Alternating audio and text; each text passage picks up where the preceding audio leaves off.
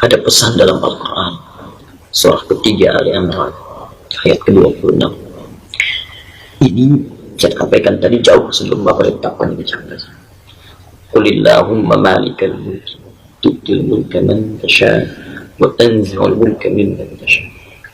Katakan, hanya hak prerogatif Allah, hanya hak prerogatif Allah untuk memilih seorang hamba dengan menitipkan amanah kedudukan, bahkan untuk menjadi seorang pemimpin. Jika Allah sudah tetapkan pada orang itu, tidak akan ada yang bisa mencegah. Silahkan maksimalkan ikhtiar. Jangan takut dengan kurangnya logistik, jangan takut dengan makar, jangan takut dengan tekanan, karena semua hal yang disiapkan itu tidak akan berpengaruh pada fokus Allah. Cukup berikhtiar dengan baik, lakukan dengan jujur, niatkan dengan ikhlas, maka kalau Allah sudah pilih, itu pasti akan terjadi. Yang kedua, wa tu'izzu man tasha wa tudhillu man tasha. Allah berpesan, jika nanti kedudukan sudah berakhir, maka buatlah kebijakan-kebijakan yang itu menghasilkan kebanggaan Bapak di hadapan Allah.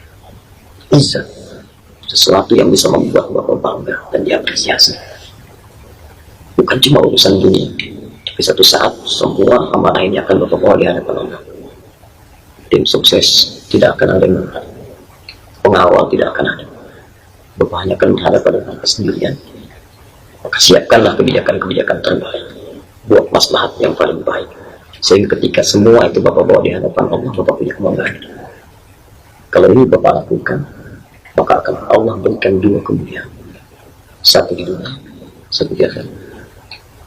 Dan di dunia Bapak akan mendapatkan apa yang disebutkan Nabi dalam hadis Sahih Al-Bukhari, riwayat sahabat Abu Hurairah. Kata Nabi, "Thalathatu la turaddu da'watuhum." Ada tiga golongan yang doanya tidak akan pernah ditolak. Dari tiga ini yang pertama disebutkan al-imamul adil, pemimpin yang adil, pemimpin yang memberikan maslahat bagi kehidupan masyarakat di sekitar. Yang kedua, as-sa'imah hatta yuftirah, orang puasa sampai buka. Dan yang ketiga, da'watul mazlum, doa orang yang terzalimi. Itu dunia. Jadi ketika Bapak bersikap adil, buat kebijakan yang baik-baik, itu malam-malam Bapak berdoa, bangun, zikir, sholat, bahkan dalam setiap kesempatan sholat Bapak memohon kepada Allah, itu doanya mustajab. Tidak harus jadi ustaz. Doa mustajab itu tidak hanya seorang kiai yang langsung dijawab, ya.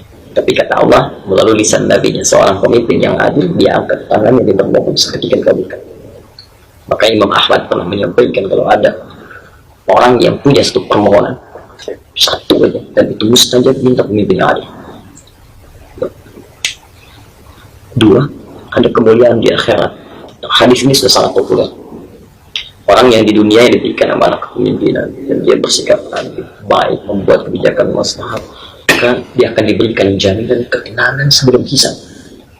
Sab'atun yadhilluhumullahu fi dhillin yawma la dhilla illa dhilluh. Ada 7 golongan yang akan diberikan perlindungan oleh Allah saat orang lain merasa susah, sulit, dan tidak peduli masuk neraka atau surga. Yang penting pengen segera dihisab. Wah, situasi berat, lebih berat dibandingkan situasi dunia, tekanan dan ibadah. Maka ada 7 golongan yang santai saja, tenang gitu. Kok melihat orang kenapa ya banyak gelisah, banyak takut, ya ini tenang aja. 7 golongan ini pertama kali disebutkan al-imamul adil, pemimpin yang baik, yang adil, yang bijak, punya kebijakan-kebijakan yang positif. Maka ini tawaran, kata Allah, saya tidak pilih yang lain, saya titipkan pada yang saya pilih. Mudah bagi saya pilih yang lain, tapi saya pilih seseorang buat kebijakan yang baik. Tapi kalau Bapak simpangkan kedudukan itu dan membuat kebijakan yang bertentangan dengan hukum Allah, menyimpangkan kedudukan, membuat kebijakan yang tidak baik, mencelakai rakyat, berkhianat kepada amanah, maka kata Allah, waktu dulu saya akan rendahkan. Jangan tunggu sampai akhir, tapi saya rendahkan kehidupannya bahkan sejak di dunia. Saya buat namanya tidak baik, saya buat kesannya tidak baik. Seperti Allah memberikan kesan kepada Fir'aun, Namrud, dan semisal. Yang kedua, dan yang ketiga ini yang paling menarik. Kadang-kadang Allah banyak memilih pemimpin baik, supaya menyebarkan kebaikannya sehingga terasa oleh banyak kalangan.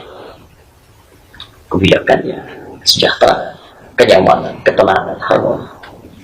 Tapi ada kalimat yang indah di mimpi itu. Tapi kadang Allah berikan pendahuluan pemimpin yang kurang baik supaya diketahui madarat yang lebih besar, bahaya yang besar yang belum tampak sebelumnya.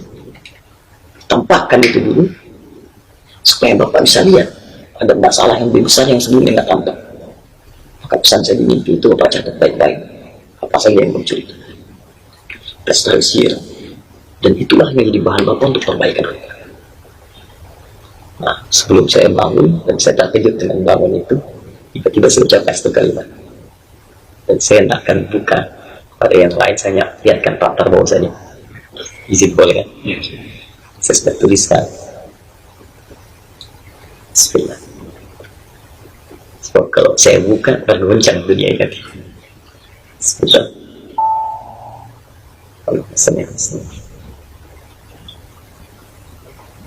oke, ini ditulis